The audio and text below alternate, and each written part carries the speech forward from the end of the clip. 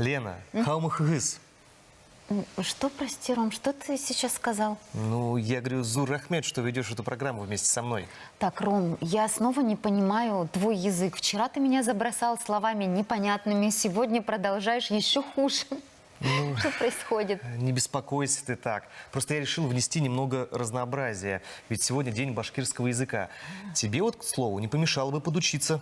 Ты знаешь, и я даже знаю, кто нам в этом поможет. Наши гости. Руслан Саубанов, методист филиала Дома дружбы народов Республики Башкортостан в Свердловской области и президент общественной организации Свердловский областной башкирский центр Фаима Юсупова. Здравствуйте. Доброе утро. Доброе утро. Как красиво у нас, да? Вообще потрясающе. Расскажите, пожалуйста, сколько вот башкир у нас проживает на территории Свердловской области? На территории Свердловской области проживает более 30 тысяч, если вернее 31 180 человек. По последней переписи, не знаю, сколько уже насчитали переписчики, узнаем. Скажите, а молодые люди, они говорят на башкирском языке или все-таки преимущественно, поскольку живут в больших городах, и, ну, как Екатеринбург, российский город, уже потерялся вот этот... Должны говорить, обязаны говорить, потому что это зависит от семьи, от башкирской семьи. Если в семье традиция продолжается, это изучение башкирского языка, и это будет. Руслан, вы говорите на башкирском языке? Говорю. Говорите. А если у нас в Свердловской области башкирских школ, башкирских классов по изучению башкирского языка нет, конечно, детям вот этого недоступно будет изучение башкирского языка. Поэтому мы вот именно над этой проблемой работаем. То есть у вас есть прямо какие-то классы по изучению языка? Или как это происходит? Да, мы проводим курсы.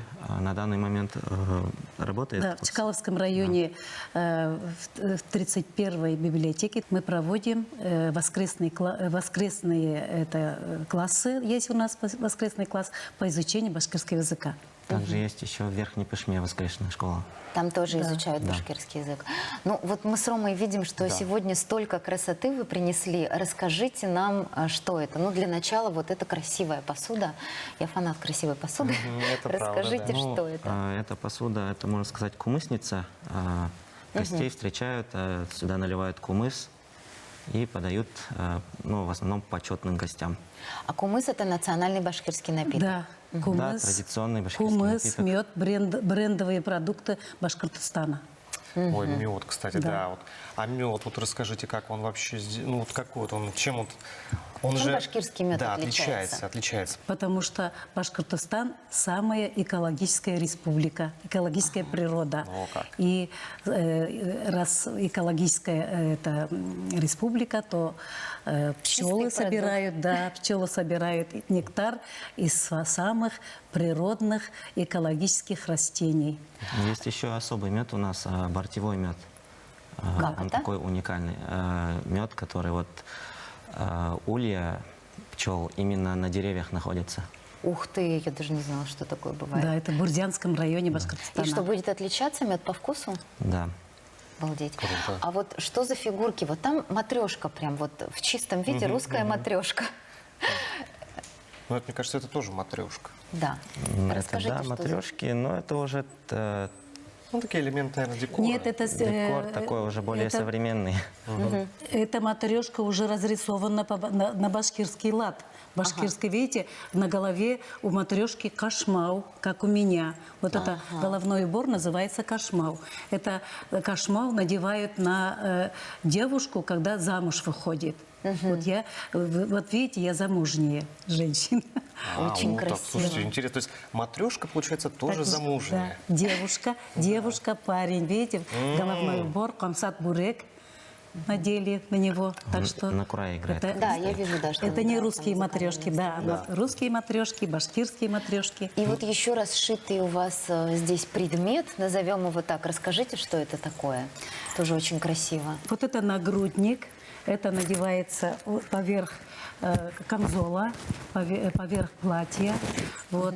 Этот нагрудник мне подарила 80-летняя участница нашего фестиваля Альбина Апай. Она приехала на наш фестиваль, у нее она выставку сделала и своими руками она сделала и на сцене подарила вот этот нагрудник. Вот она Очень своими, красиво. да, кораллами, монетами. Вообще надо сказать, что национальные костюмы Вот раз мы как раз, да, о них великолепны. заговорили, вот, Руслан, несколько слов, пожалуйста, о том, в чем сегодня вы...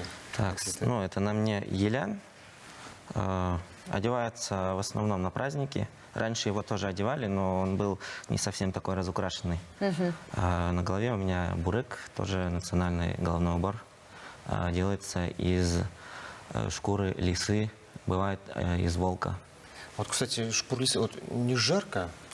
Ну, жарко. Тепло, да, тепло, наверное. Главное, что Помещение, я голова думаю, в тепле, да. уши в тепле. Мы же только в национальных праздниках одеваемся. Ну да, да. Нас В не особых отличить. случаях. Да. По особому случаю. Ну, конечно, к нам в программу, конечно. Это Это особый очень, это случай. очень приятно. А Фейма, а у вас вот что на вас надето? А у меня тоже, видите, украшенные это, на груди монетами платье. Значит, это елян, башкирский елян, халат по-русски. Вот тоже украшенный монетами. А почему именно монетками вот так украшают? Вот, мне просто так интересно, потому что я слышу, что вот так вся в монетках, и они так звенят всегда, так Да, очень игриво. приятный звук. Если женщина идет, издалека слышно, что женщина с серебряными монетами, украшенными все. Вот нагрудник, там у них нагрудники красивые. Конечно, Раньше это считалось символом благосостояния да, какого-то, то есть чем больше благосостояние монеток. и оберегает от злых сил. Вот нагрудники надевали женщины. Для красоты, красивые украшения. Очень богатая, красивая, прям, я бы сказала, Да, дизайнерская, вообще да, вот круто. вся эта история. Очень красиво. Спасибо. Спасибо вам огромное.